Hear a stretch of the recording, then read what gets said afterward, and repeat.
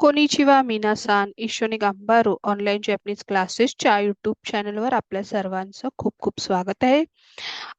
आज आपण बघणार आहोत N5 ची जी ग्रामर सिरीज आहे त्याच्यामधलं लेसन 8चं ग्रामर आणि त्यातले जे ग्रामर पॅटर्न्स आहेत इंटरेस्टिंग आहेत तर ते बघूयात. चला तर मग सुरुवात करूयात. हाजी माशो.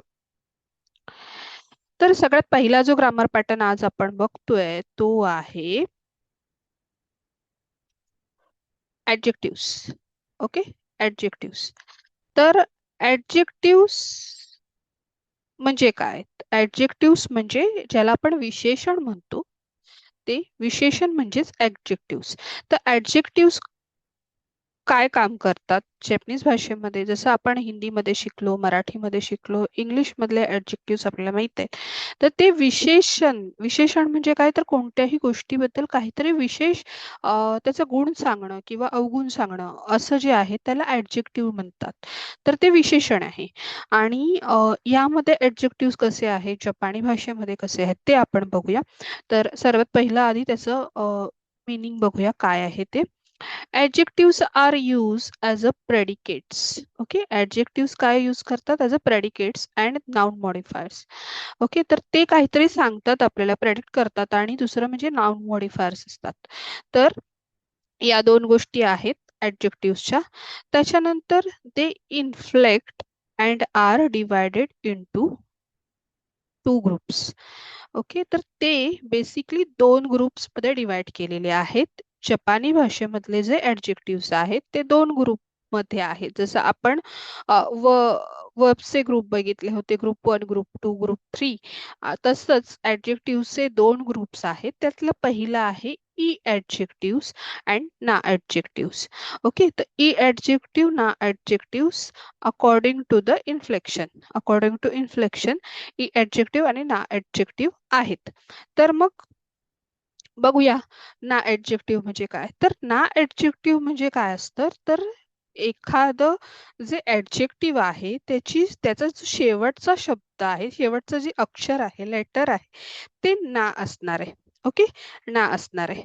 आणि ई ऍडजेक्टिव्ह मध्ये काय होतं, तर तिथे जो शेवटचं जे अक्षर आहे त्या ऍडजेक्टिव्हच्या एंडचं अक्षर ते असणार आहे ई ऍडजेक्टिव्ह. ई असणार आहे. ना आणि ई ह्याने ज्याचा शेवट होतो ते डिवाइड होतात. ना ऍडजेक्टिव्स मध्ये नाने शेवट होणारे सगळे शब्द डिवाइड होतात.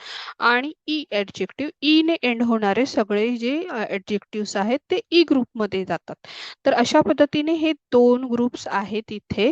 आणि हे दोन ग्रुप्स कसे आहेत हे आपण पुढे जी उदाहरणं दिली आहेत त्याच्यामध्ये आपण बघूया, म्हणजे आपल्याला खूप छान समजू शकेल. चला तर मग सुरुवात करू. पुढे बघितल्यावर आपल्याला कळेल. ठीक आहे, तर आता इथे आपण एक्झाम्पल्स बघतोय, काही उदाहरणं बघतोय की ज्याच्यामध्ये ई ऍडजेक्टिव्ह म्हणजे काय, ना ऍडजेक्टिव्ह म्हणजे काय ते आपल्याला समजून घ्यायचंय. तर इथे सगळ्यात पहिलं जे आहे ई ऍडजेक्टिव्ह,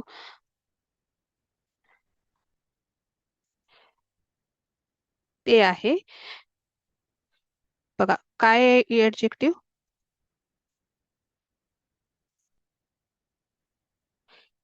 किरेइना. किरेइना. किरेइना. आणि दुसरं आहे ते आहे शिजुका. शिजुका. ओके, तर शिजुका आणि किरेइना असे दोन ऍडजेक्टिव्स आहेत. ना त्याचा आता बघा इथे दाखवतलं मी मगाशी म्हटलं तसं की किरेइना शेवटला ना ऍडजेक्टिव्ह आले. ना हे अक्षराने हे ऍडजेक्टिव्ह म्हणजे हे विशेषण आहे, त्याचं शेवटला ना हे ना हा शब्द प्रयोग होतोय. आणि इथे शिजुका ना इथे पुन्हा ना असं संबोधतोय आपण. त्याच्यामुळे ज्याचा ज्याचा शेवट ना ने होतोय ते सगळे काय होणार, ना ऍडजेक्टिव्स. ना ऍडजेक्टिव्स. ओके, तर असे हे ना ऍडजेक्टिव्स आहेत. आणि हे ना ऍडजेक्टिव्स आपल्याला माहिती करून घ्यायचे आहेत कोणकोणते आहेत काय आहेत. तर हे बेसिकली आपली जी वोकॅब आहे N5 ची मिन्नानो निहोंगोची त्याच्यामध्ये आपल्याला हे बऱ्यापैकी ऍडजेक्टिव्ह तिथे दिलेले आहेत. तर ते आपण रेफर करायचे. ना ऍडजेक्टिव्ह आहेत, ई ऍडजेक्टिव्ह आहेत, ते सगळे व्यवस्थित लिहून काढायचे आणि मग अर्थातच अर्थासकट ते तुम्हाला लक्षात राहणं खूप सोपं जाणार आहे. त्याच्यामुळे त्या पद्धतीने त्याचा अभ्यास करा.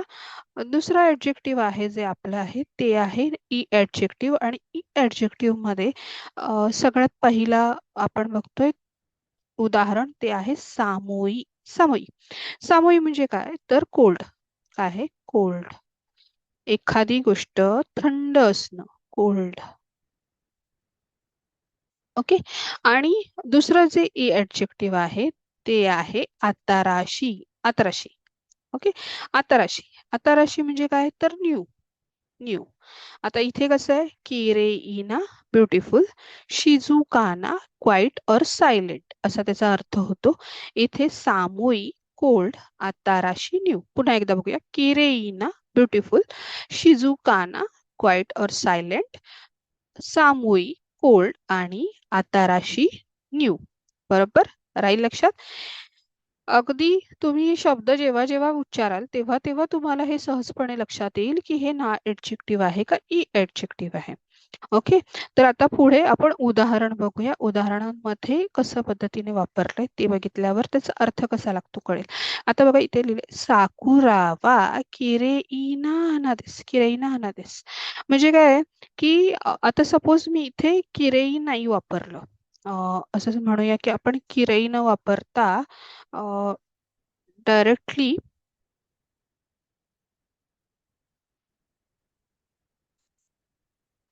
किरेईच्या ऐवजी आपण नुसतं हे वाक्य म्हटलं असं.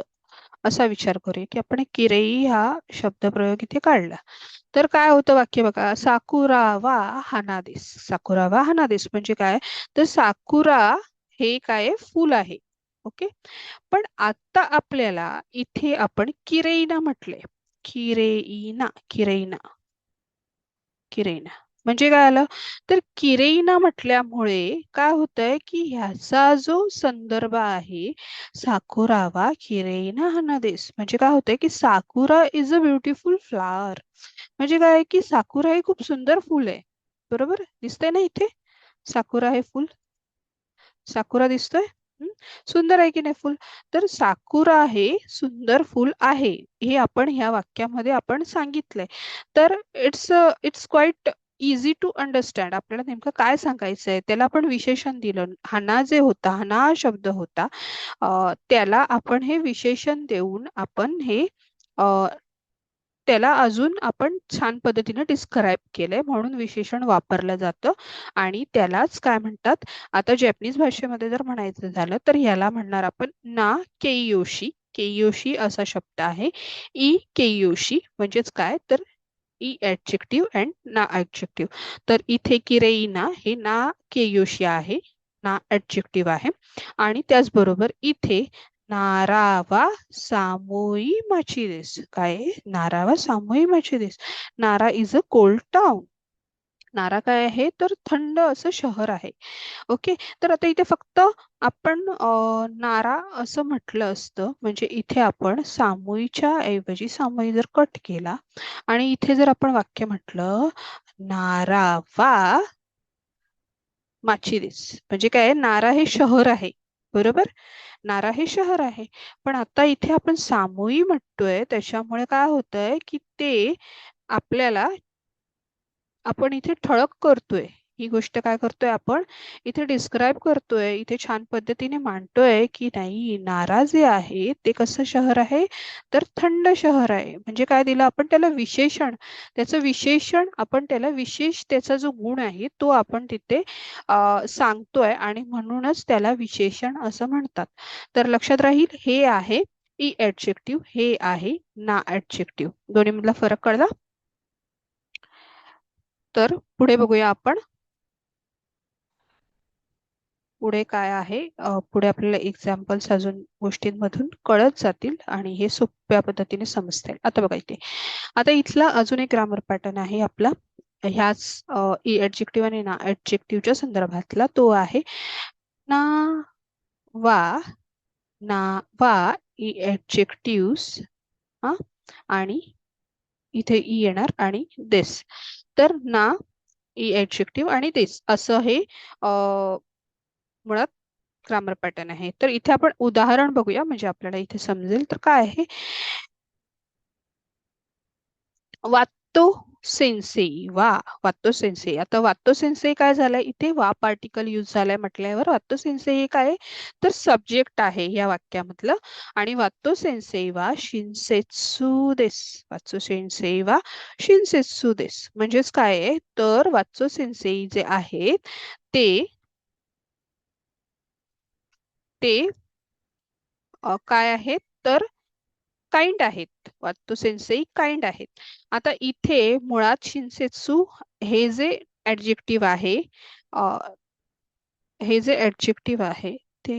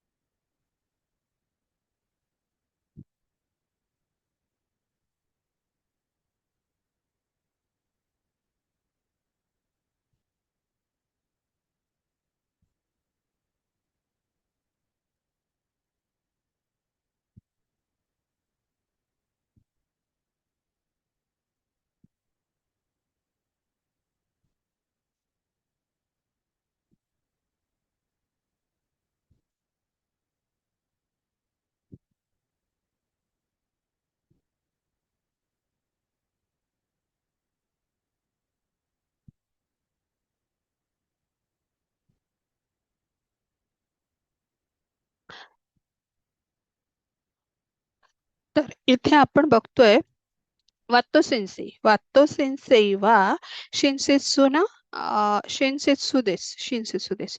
तर काय आहे, मिस्टर व्हॉट इज काइंड. पण आता इथे आपण बघितलं की हे ना ऍडजेक्टिव्हचं उदाहरण आहे आणि इथे ना मेन्शन नाही केला गेलाय. सगळीकडेच ना ऍडजेक्टिव्ह मधलं जेव्हा देस वापरतात ना ऍडजेक्टिव्हच्या पुढे, तेव्हा ना हा उच्चार तिथे होत नाही. नाचा उच्चार ना कट होऊन तिथे देस असंच वापरलं जातं. त्याच्यामुळे इथे अ, शिनसेत्सु ना देस असं न म्हणता डायरेक्ट शिनसेत्सु देस असं म्हटलं गेलंय. त्याच्यामुळे इथे हे लक्षात ठेवायचं की जेव्हा आपण देसचा प्रयोग करणार आहोत ऍडजेक्टिव्हच्या पुढे, तेव्हा तिथे त्याचा जो ना हा उच्चार आहे तो आपल्याला तिथे काढून टाकायचा. इथे आपण पाहू शकता की इथे ना आपण कट केलाय. ओके. तर पुन्हा एकदा वात्तो सेन्सेई वा शिनसेत्सु देस म्हणजे वात्तो सेन्सेई काय आहेत तर काइंड आहेत. ओके. होप हे समजलं असेल. त्याच्यानंतर दुसरं जे उदाहरण आहे ते बघूया. ई ऍडजेक्टिव्हचं आहे.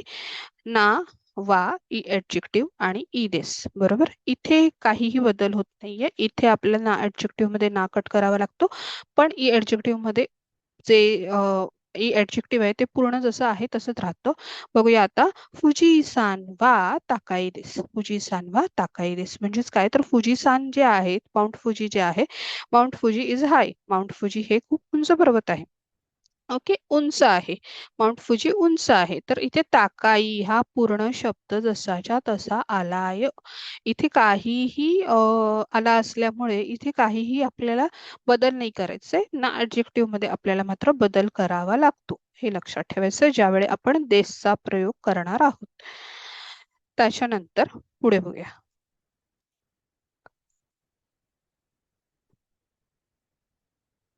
आता हा एक अतिशय महत्वाचा पार्ट आहे ग्रामर सिरीज मधला, ह्या ऍडजेक्टिव्ह आणि ना ऍडजेक्टिव्ह मधला, की जो आपल्याला थोड्या प्रॅक्टिसने व्यवस्थित जमू शकतो. रादर सगळ्याच गोष्टी ह्या थोड्याशा प्रॅक्टिसने छान जमतात.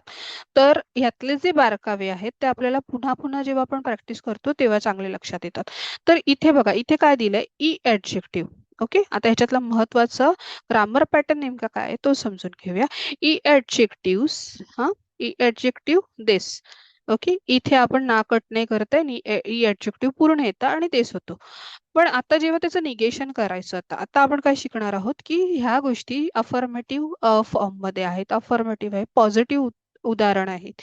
आपण आदल्या स्लाइड वर जे बघितलं ते पॉझिटिव्ह उदाहरण होतं की वातोसान कसे आहेत की एक काइंड पर्सन आहेत.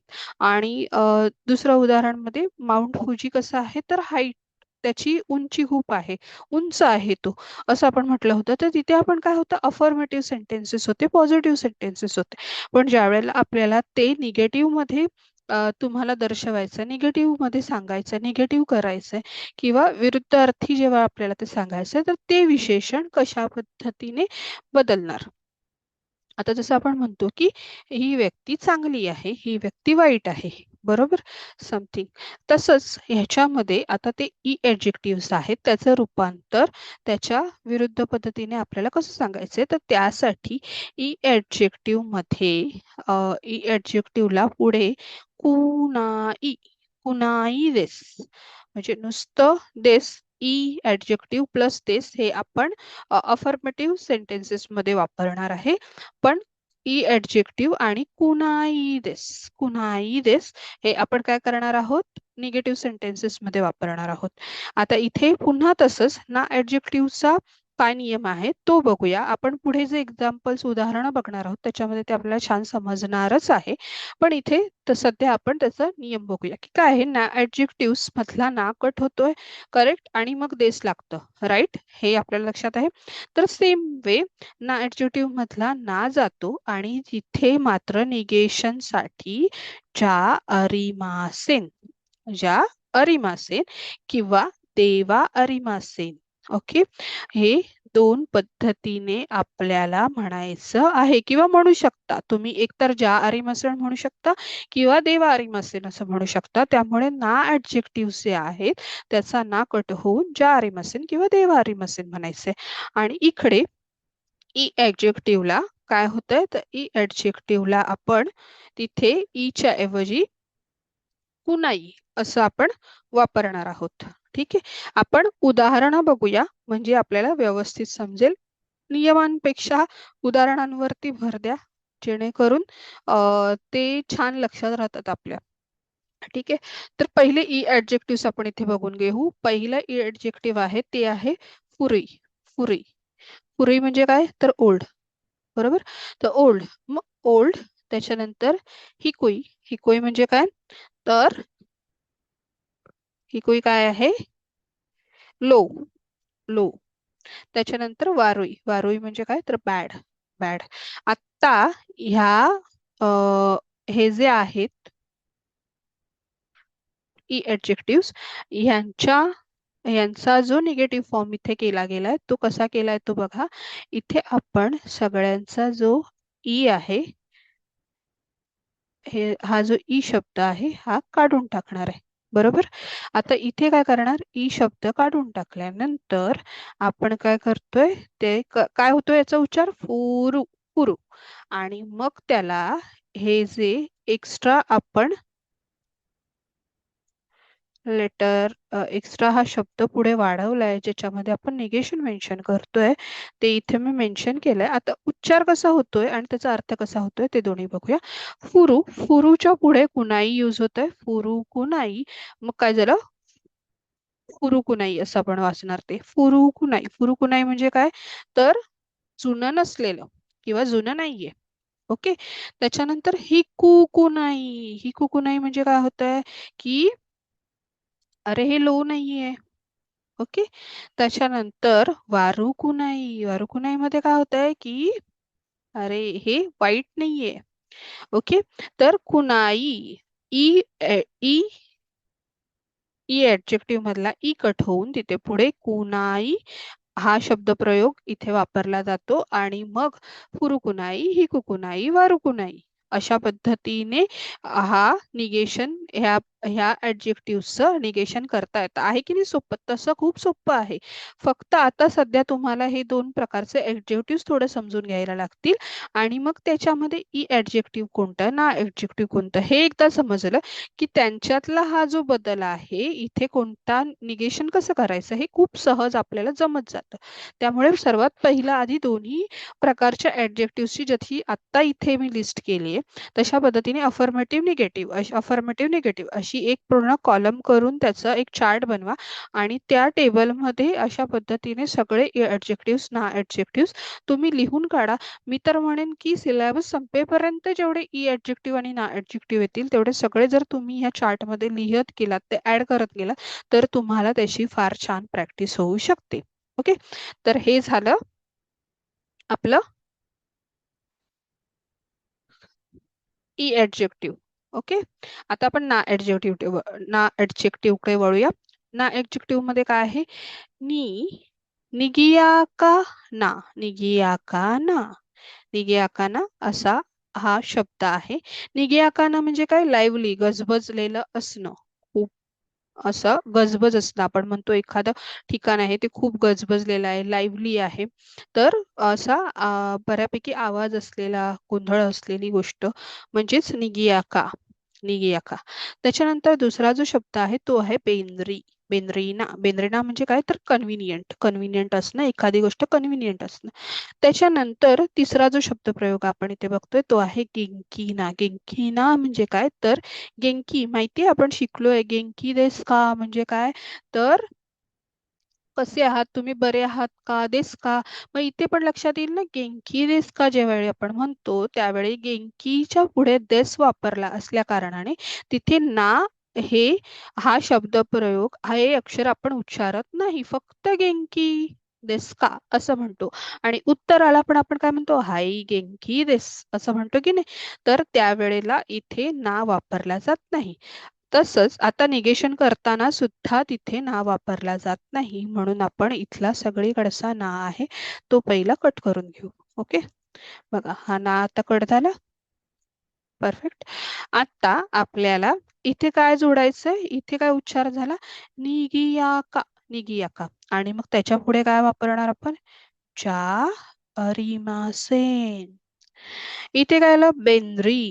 बेंद्री चा अरिमासेन.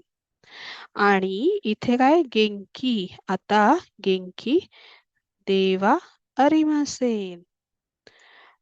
समजते आहे ना सोप्पा. तर आता आपण बघूया की ह्याचे कशा पद्धतीने आपण हे अफर्मेटिव्हचं निगेटिव्ह करतोय. निगियाका, निगियाका, निगियाका, बेंद्री आणि गिंकी ह्या तीनही आपण जे ना कियोशी आहेत त्याच्या ना आपण कट केलाय.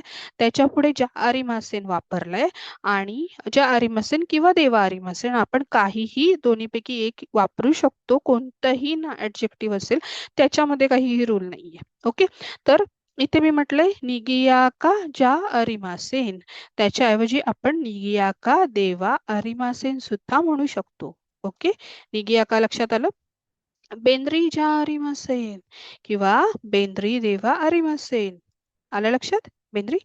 त्याच्यानंतर गेंकी देवा अरिमासेन, गेंकी देवा अरिमासेन किंवा गेंकी ज्या अरिमासेन म्हणजेच काय तर बरं नाहीये. आता इथे काय होणार, याचा अर्थ काय होणार की निगियाका ज्या आरीम असेल म्हणजे तितकीशी गजबज नाहीये, फार काही गोंधळ नसतो, शांत ठिकाण ओके, इथे काय होणार बेंद्री ज्या आरीम असेल म्हणजे फारसं काही कन्व्हिनियंट नाहीये. म्हणजे काही कन्व्हिनियंट नाहीये ते. आपण म्हणतो ना की तितकं असं हे नाहीये, कन्व्हिनियंट नाहीये माझ्यासाठी. आणि पुन्हा गेंकी, गेंकीचं म्हणणार की गेंकी देस का विचारलं तर समजा आता नाहीये बरं, तर मग कसं म्हणणार आपण, गेंकी देवा अरिमसेन, गेंकी ज्या अरिमसेन म्हणजेच काय तर बरं नाहीये बाबा, मला बरं नाहीये असं आपण सांगणार. ओके, येतंय लक्षात. सिंपल आहेत ह्या गोष्टी लक्षात ठेवायचे.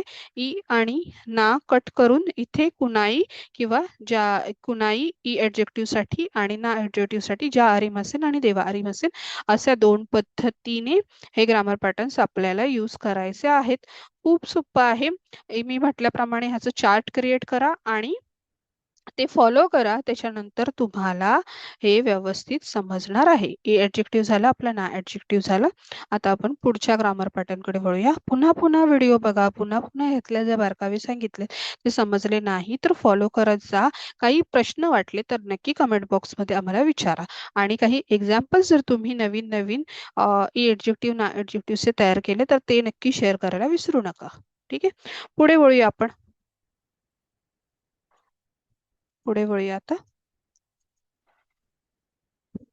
आता पुन्हा ई ऍडजेक्टिव्ह आणि ना ऍडजेक्टिव्हशी रिलेटेड असलेले आणखी काही ग्रामर पॅटर्न्स बघणार आहोत. पूर्णपणे आपण ई ऍडजेक्टिव्ह आणि ना ऍडजेक्टिव्ह कशा पद्धतीने वापरलं जातं जपनीज भाषेमध्ये हे आपण आज शिकतोय. तर त्याच्यामधला पुढचा प्रकार आहे की आपण आता बघितले कुनाई आणि जारी मसीन देवारी मसीन, त्याचे आपण उदाहरण बघतोय. ठीक आहे, आता इथे कुठे कुठे आपण निगेशन केलंय ते बघूया.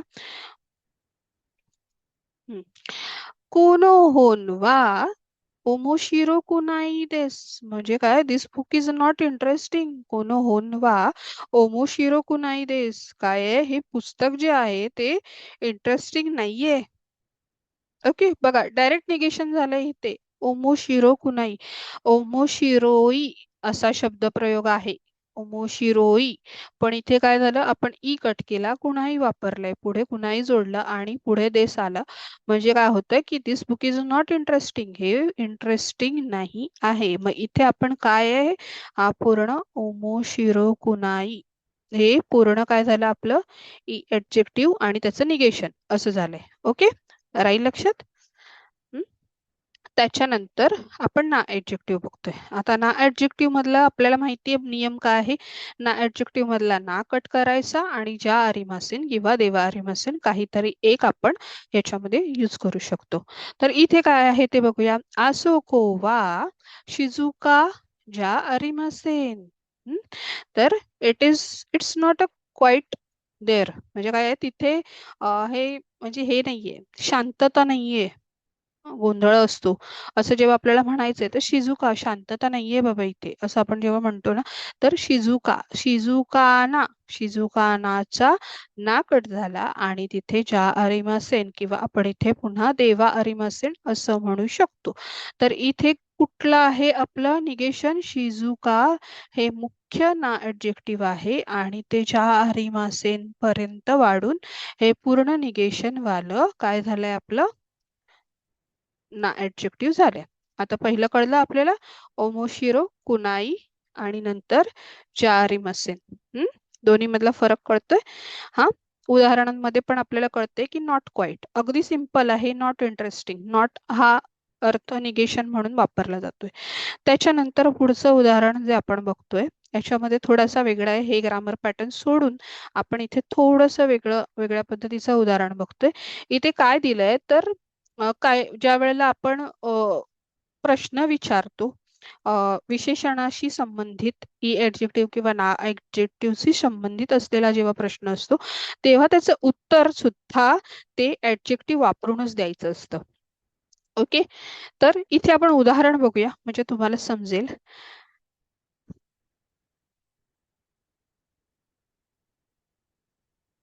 पेकिनवा पेकिनवा सामुई देस का? पेकिनवा सामुई देस का? तर काय आहे की is it cold in Beijing?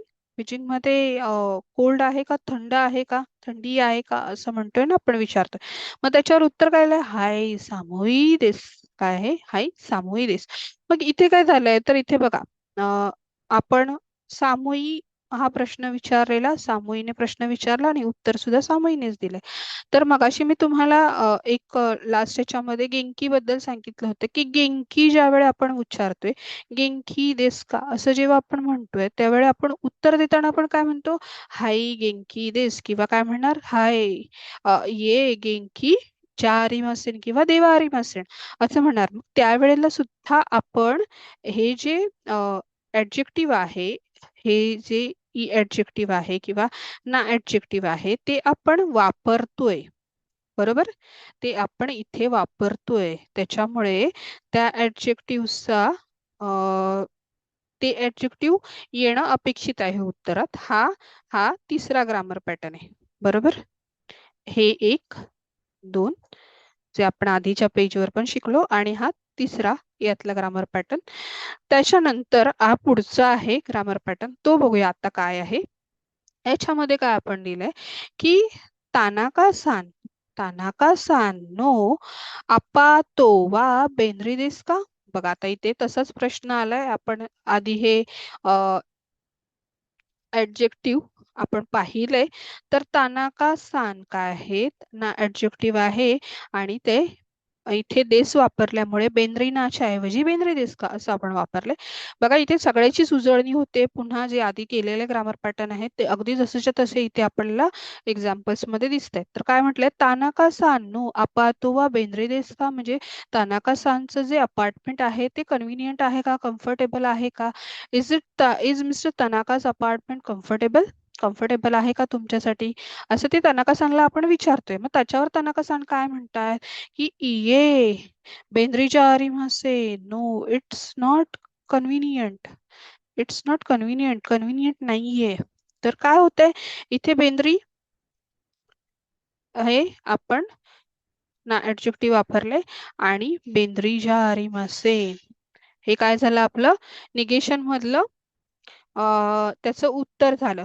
आणि मगाशी इथे म्हटल्याप्रमाणे आपण ज्या वेळेला प्रश्न विशेषण वापरून केलाय, ऍडजेक्टिव्ह वापरून केलाय, तेव्हा त्याचं उत्तर सुद्धा ऍडजेक्टिव्ह मध्येच आलं पाहिजे असं आहे. त्याच्यामुळे बघा इथे आहे ऍडजेक्टिव्ह ना ऍडजेक्टिव्ह आणि इथे सुद्धा ना ऍडजेक्टिव्ह अशा पद्धतीने हे वापरलेलं आहे. अतिशय सोपं आहे. ह्याच गोष्टी पुन्हा पुन्हा रिपीट होत आहेत.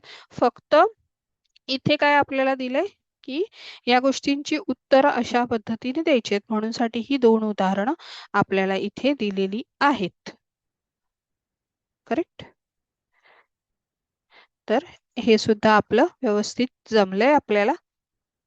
आता पुढे पुढे जाऊया आणि पुढचे जे ग्रामर पॅटर्न्स आहेत ते बघूया.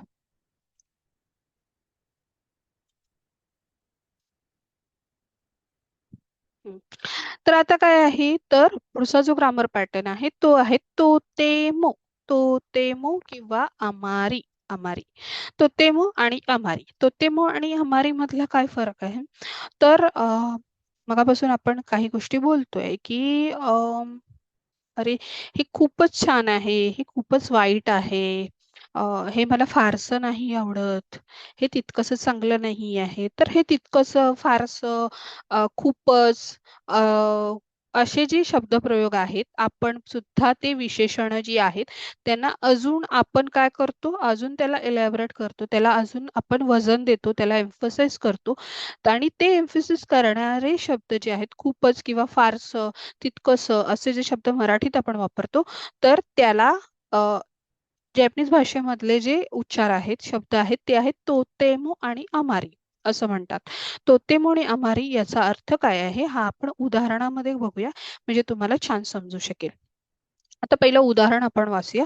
कोरेवा तोतेमो युमेना एगादिस म्हणजे काय आहे तर कोरेवा दिस इज व्हेरी फेमस मूवी. कोरेवा की काय आहे ही खूपच युमेन म्हणजे काय फेमस मूवी आहे. ओके. तर आता बघा इथे काय केलंय आपण तोतेमो तोतेमो काय केलंय इथे ऍड केलंय याचा अर्थ काय होतो व्हेरी व्हेरी तोतेमोचा अर्थ लिहून ठेवा व्हेरी खूपच. आणि युमेना युमेना म्हणजे काय तर फेमस फेमस.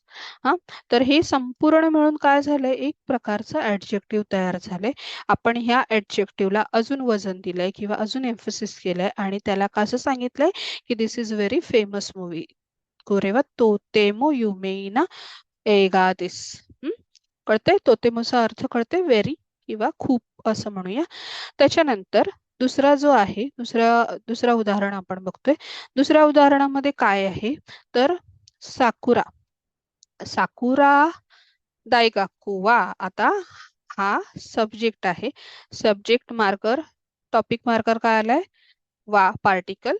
साकुरा दायगाकू वा आमारी युमेना दायगाकू जा आरिमासेन. आता बघा इथे युमेना हा शब्दप्रयोग आपण पाहिला ना ऍडजेक्टिव्ह पाहिलंय. मग आता त्याचा इथे पुन्हा वापर झालाय आणि तिथे काय आहे युमेना दायगाकू जा अरिमासेन.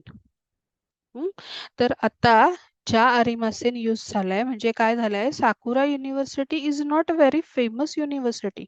ओके. तर ही फेमस युनिव्हर्सिटी एवढंच आपल्याला म्हणायचं होतं पण किंवा फेमस युनिव्हर्सिटी नाहीये असं जरी आपल्याला म्हणायचं असेल तर इथे काय केलं इथे आपण त्याला अजून एम्फसिस केलंय आपण त्याला अजून थोडस इलॅबरेट केलंय आणि काय म्हटलंय की आमारी युमेना दैगाकू. ओके. आमारी युमेना आमारी युमेना म्हणजे काय होतंय की फारशी फेमस नाहीये ती युनिव्हर्सिटी. ओके. फारशी फेमस नाहीये.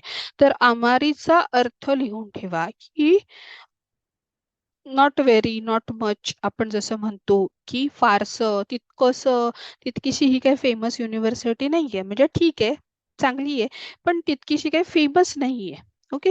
हा जो शब्दप्रयोग आपण करतो तो इथे आमारी साठी वापरला जातो. इथे तोतेमो आणि इकडे आमारी हे दोन गोष्टी याचे अर्थ लिहून ठेवा म्हणजे तुम्हाला हे लक्षात येईल. हे खरोखर जेव्हा जेव्हा तुम्ही उदाहरणांमधून वाचताना तेव्हा खूप छान छान पद्धतीने ते लक्षात येतात. याचे नवीन नवीन एक्झाम्पल्स बनवा कारण तोतेम म्हणजे खूपच आणि फारच अशा संदर्भाने आपण खूप गोष्टींसाठी हा शब्दप्रयोग करू शकतो आणि विशेषणांना स्पेशली आपण सुद्धा हे शब्दप्रयोग वापरतो आणि त्याच सेम पद्धतीच्या कंडिशनसाठी वापरतो. म्हणून जेव्हा जेव्हा तुम्ही ह्या दोन शब्दप्रयोग असलेली वाक्य जेव्हा निवडाल त्या वेळेला तुम्हाला त्याच्यातून ई ऍडजेक्टिव्ह ना ऍडजेक्टिव्ह ही विशेषणं मिळू शकतात आणि त्यांचा वापर करून ती नवनवीन उदाहरणं तुम्ही बनवा वाक्य बनवा म्हणजे हे अजून छान तुमच्या लक्षात येईल. तर अगेन सगळ्या गोष्टींना एकच आहे की पुन्हा पुन्हा प्रॅक्टिस करणं म्हणजेच ते ग्रामर पॅटर्न व्यवस्थित समजून घेणं आणि त्याची उजळणी करत राहणं. आता पुढचा ग्रामर पॅटर्न आपण बघतोय की तो आहे नाऊन वा दो देस्का. नाऊन वा दो देस्का. आता इथपर्यंत आपण हे ग्रामर पॅटर्न्स बघितले. हे कनेक्टिव्हली डायरेक्टली काय होतं तर आपण ऍडजेक्टिव्ह जे आहेत त्यांना काहीतरी बदल करणं किंवा त्याचा वापर करणं याविषयी होते. आता इथे मात्र आपण काय विचारतोय बघा, इथे इथे काय आहे, फरक काय आहे तो बघूया. This question is use to ask impression or an opinion about thing. तर हे कधी वापरलं जातं ग्रामर पॅटर्न, की जेव्हा तुम्हाला इम्प्रेशन एखाद्या गोष्टीबद्दल किंवा ओपिनियन जे असतं एखाद्या गोष्टीबद्दल ते विचारायचं असतं, त्यावेळेला हा प्रश्न विचारला जातो. नाऊन आणि पुढे दो देस का, दो देस का, दो देस का म्हणजे काय, कसं आहे. ओके, कसं आहे. तर इथे बघूया आपण, इथे काय बदल आहे किंवा काय आहे ते बघूया. इथे काय, निहोन्नो निहोन्नो सेइकात्सु वा दो देसु का. ओके, निहोन्नो सेइकात्सु वा दो देसु का म्हणजे काय आहे, की how is the life of Japan. Okay, सेइकात्सु सेइकात्सु म्हणजे काय तर तुमचं लाईफस्टाईल. दो देसु का, कळतंय. दो देसु का म्हणजे काय आहे, की जपानचं जे लाईफस्टाईल आहे ते दो देसु का. हा, इथे हा प्रश्न केलाय दो देसु का. आणि गंमत आहे का, गंमत माहितीये का ह्याची, ह्याचं जे उत्तर आपण देतोय ना, हे बघा, हे ह्याचं उत्तर आहे, की ह्या प्रश्न आहे की जपानचं लाईफस्टाईल कसं आहे, आणि ह्याचं जे उत्तर आपण इथे दिलंय हे होतंय तानोशी देस. तानोशी देस, तानोशी देस म्हणजे काय, इट्स एन्जॉयबल. आता अर्थात एन्जॉयबल काय झालं, पुन्हा विशेषण आहे, ई ऍडजेक्टिव्ह आहे तानोशी. तानोशी, तानोशी म्हणजे काय तर एन्जॉयबल. आलं की नाही, ह्याचं उत्तर या ई ऍडजेक्टिव्ह मध्ये आपण देतोय. आणि पुन्हा तानोशी देस असं म्हणतोय. तानोशी देस जेव्हा ई ऍडजेक्टिव्ह वापरतो तेव्हा त्याचा ई आपण इथे रिमूव्ह करत नाही, कट करत नाही. ई ऍडजेक्टिव्ह जसंच्या तसं राहतं आणि पुढे देस हे वापरलं जातं. आले, पुन्हा ते त्याची उजळणी झाली. तर दो देस का म्हणजे कसं आहे असं, अशा पद्धतीने विचारतो आपल्याला. आपण असं पण विचारू शकतो, क्यो वा दो देस का म्हणजे आजचा दिवस कसा होता असं विचारलं जातं. तर बऱ्याच कॉन्टेक्स्ट मध्ये जिथे जिथे आपल्याला कसं, हाऊ, हाऊ हा शब्द प्रयोग करायचा आहे, हाऊ, त्यासाठी दो देस का असं वापरलं जातं. आणि वेगवेगळ्या कॉन्टेक्स्ट मध्ये वापरलं जातं. तर त्याची पुन्हा एकदा सांगेन की प्रॅक्टिसच करून तुम्हाला ही गोष्ट व्यवस्थित जमणार आहे. चला, तर पुढचे ग्रामर पॅटर्न आपण आता बघूया. आज बरेच ग्रामर पॅटर्न आहे त्याच्यामध्ये. तर आता इथे पण आपण बऱ्यापैकी ग्रामर पॅटर्न वेगवेगळे बघणार आहोत या पेजवर. तर पहिला आहे तो आहे नाउन वन. नाउन वन वा दोनना नाउन टू देस का. आता काय आहे, की जे नाउन वन आहे ते दोनना, व्हॉट काइंड, दोनना म्हणजे काय, what kind, what kind of noun टू देस का. आता नेमकं काय नाउन वन नाउन टू हे आपण उदाहरणामध्ये बघूया. इथे काय आहे, नारा वा दोन नामाची देस का. आता कुठलं नाउन वन आहे बघा, इथे नारा हे नाउन वन आहे, माची हे नाउन टू आहे. हं? समजते. नारा वा दोन नामाची देस का. नारा, what kind of town is नारा, नारा ही कोणत्या प्रकारचं टाउन आहे. आणि मग इथे आपण काय, दोन, हा आपला प्रश्न आहे. ओके, तर दोन नामाची देस का कोणत्या प्रकारचं शहर आहे नारा हे. ओके, आणि ह्याचं उत्तर काय येते, फुरुई माची देस. फुरुई माची देस. आता फुरुई माची म्हणजे काय झालं तर it is an old town. It is an old town. Old आहे ना फुरुई. फुरुई, पुन्हा फुरुई काय आहे आपलं, ई ऍडजेक्टिव्ह आहे ना, मग अशी बघितलं होतं आपण, ई ऍडजेक्टिव्ह आहे. आणि फुरुई माची देस त्याच्यामुळे काय झालंय की it is an old town. आपण पुन्हा फुरुई माची देस असं म्हणतोय. हं? अशा पद्धतीने हे एक आपण उदाहरण पाहिलेलं आहे. त्यानंतर पुढचं जे उदाहरण आहे, पुढचा जो ग्रामर पॅटर्न आहे तो आपण बघतोय. त्याच्यामध्ये काय आहे तर सब्जेक्ट वन गा सब्जेक्ट टू. ओके, तर हे पहिलं आपण बघणार आहोत. हे ग्रामर पॅटर्न सब्जेक्ट वन गा सब्जेक्ट टू. तर काय त्याचा अर्थ आहे तो बघूया. गा is a conjunctive particle meaning but it is used to link sentences. Okay, गा हे कसं आहे की कंजक्टिव्ह पार्टिकल आहे आणि त्याचा अर्थ होतो बट. बट मला वाटतं आपण सुरुवातीचे जे लेसन्स आहेत त्याच्यामध्ये पण आपण पाहिलं होतं गा पार्टिकल. तर त्यावेळेला ते बट या अर्थाने सुद्धा वापरलं जातं. आणि it is use to link सेंटेन्सचं लिंक करतं गा पार्टिकल. आता कसं हे सुद्धा शब्दशः आपल्या भाषेप्रमाणेच येतं. इथे उदाहरणामध्ये बघूया म्हणजे तुम्हाला छान समजेल. निहोन्नो ताबे मोनो वा ओइशी देस का, ओइशी देस गा ताकाई देस. आता बघा, निहोन्नो ताबे मोनो वा ओइशी. ओइशी हे काय आहे आपलं ई एडजेक्टिव्ह आहे. आणि इथे गा वापरले, इथे गा आले. ओके, गा. आणि पुन्हा हे काय आहे, ई एडजेक्टिव्ह आहे, विशेषण. मग आता आपण कशाबद्दल बोलतोय माहितीये का? आपण बोलतोय जपानचं जे फूड आहे, जॅपनीज फूड आहे, निहोन्नो ताबे मोनो.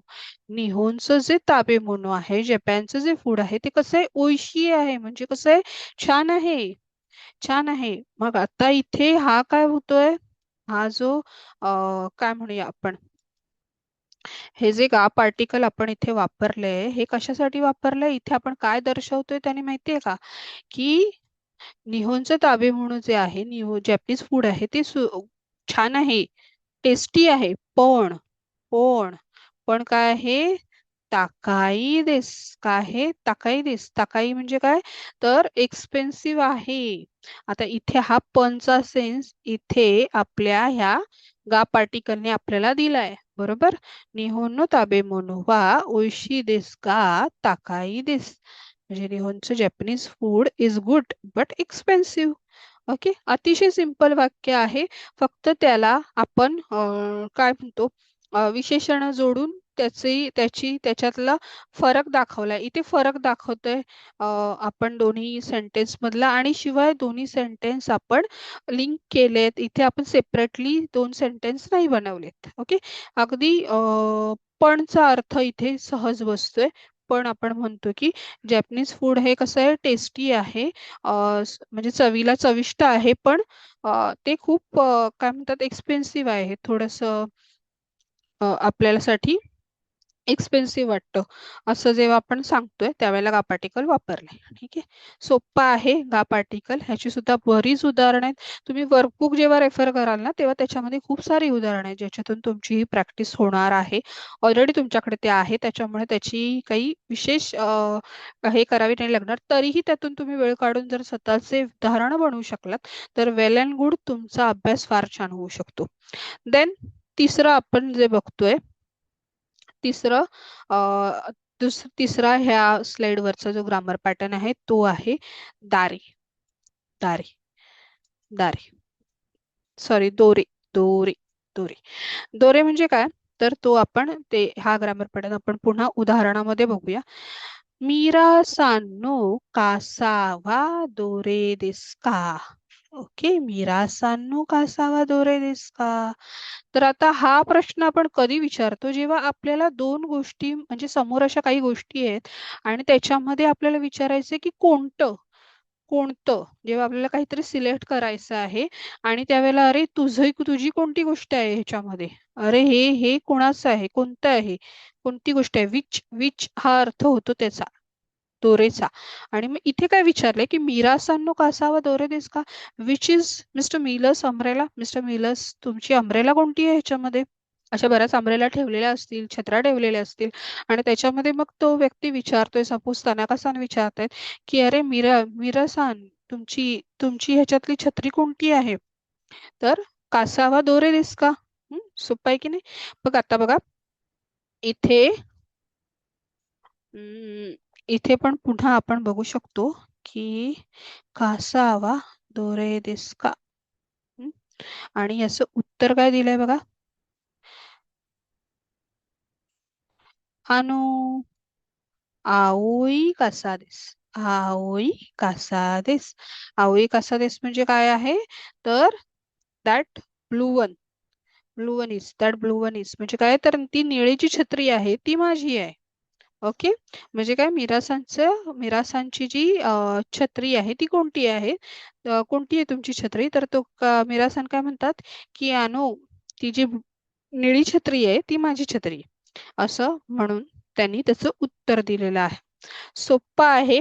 पुन्हा पुन्हा सांगते, एक्झाम्पल्स मधूनच ह्या ग्रामर पॅटर्नचे नियम जरी फार अवघड वाटत असले तरी ते पुन्हा पुन्हा वापरण्यात आणि त्याचे उदाहरणं सोडवण्यामध्ये दुक्काईमध्ये ते जसे जसे येतात तसे तसे ते आपल्याला समजायला जास्त सोपं होत जातं. म्हणून वन अँड ओनली आपल्याकडे पर्याय असतो, एक ऑप्शन आहे तो म्हणजे पुन्हा पुन्हा ते ग्रामर पॅटर्न्स वापरलं जाणं, पुन्हा पुन्हा त्याची उजळणी करणं, प्रॅक्टिस करणं आणि छान पद्धतीने ते समजून घेणं. नाही समजलं तर विचारणं, पुन्हा पुन्हा विचारणं. तर ह्या गोष्टीतून तुम्ही ग्रामरचा छान पद्धतीने अभ्यास करू शकता. भाषा नवीन आहे, आपल्यासाठी वेगळी आहे, त्याच्यामुळे त्यातले थोडेसे बारकावे समजून घेताना थोडीशी अडचण होणं खूप साहजिक आहे. पण हे ऍक्च्युअली खूप सोपं आहे. व्यवस्थित जेव्हा आपण ते शिकतोय आणि व्यवस्थित जेव्हा बघतो तेव्हा ते समजायला अतिशय सोपं सोपं आहे. तर अगेन प्रॅक्टिस करत राहा, छान पद्धतीने ह्याचा अभ्यास करत राहा आणि निश्चितच आत्ता जिथपर्यंत ग्रामर पॅटर्न्स आपण शिकलो त्याचा व्यवस्थित अभ्यास करा. काही वाटलं तर नक्की विचारा. आमच्या ईशानी गांबारोच्या पेजला लाईक, शेअर आणि सबस्क्राईब करायला विसरू नका. सोबत जे बेल आयकॉन आहे ते प्रेस करा आणि अशाच पद्धतीने आमचे व्हिडिओज पाहत राहा. नवीन नवीन व्हिडिओ बनवण्यासाठी आम्हाला एनकरेज करत राहा. भेटूया पुढच्या व्हिडिओमध्ये नवीन ग्रामर पॅटर्न सकट. तोपर्यंत मातानी.